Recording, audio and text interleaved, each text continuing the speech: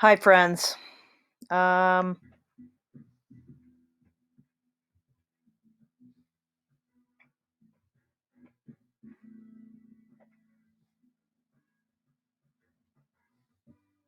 I don't know what happened there, but we just got music.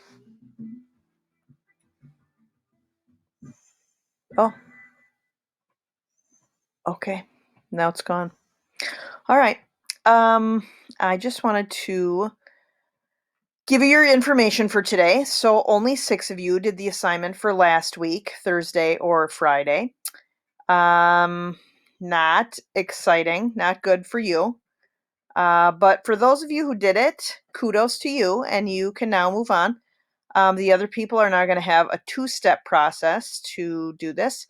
I have attached a sheet on here, and basically, what I need you to do today is to write your thesis and put a little information um, together. And then I need you to find an article. So that's your job. 2 things to do. First, write a thesis. Second, find an article.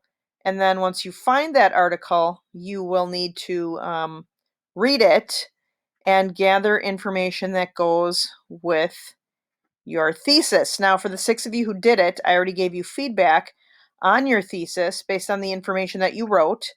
Because last week, Thursday or Friday, you were supposed to write out 3 possible scenarios of how you could set up your research paper. And for those of you who did, you had your thesis, which is your main topic. Remember, you're researching, so this is not a persuasive paper. This is facts that you are going to research. So for some of you, I had to change things up a little bit. For some of you, I combined some things. For some of you, I tightened things up a little bit.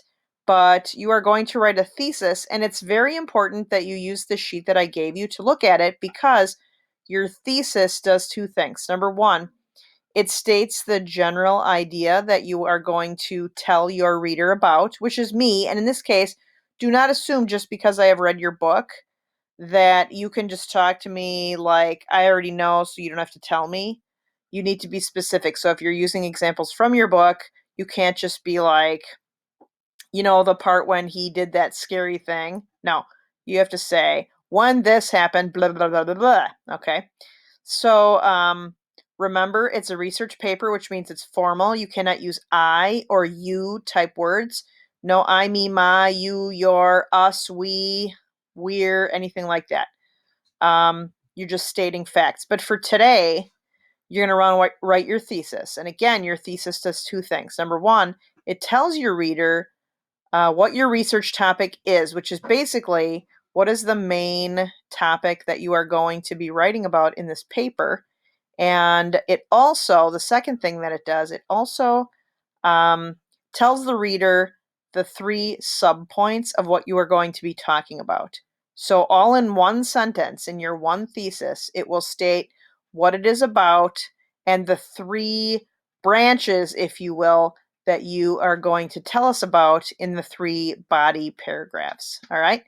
So, you will write your thesis, and again, check out the examples that I wrote that I included, and then find a an article. It has to be a research article. It has to be a good research article, which means no Wikipedia, no ask.com, no eHow, none of those goofy ones. It has to be a legitimate source, and that would be something like the New York Times or the Washington Post, psychology.com, WebMD, if it happens to be, something medical, history.com, bio.com.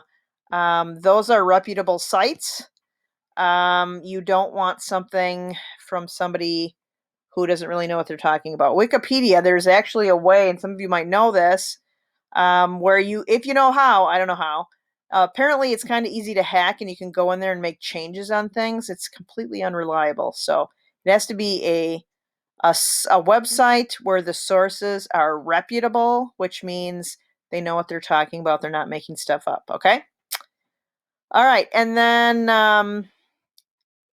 tomorrow/Wednesday's assignment will be to read that and answer some questions about it.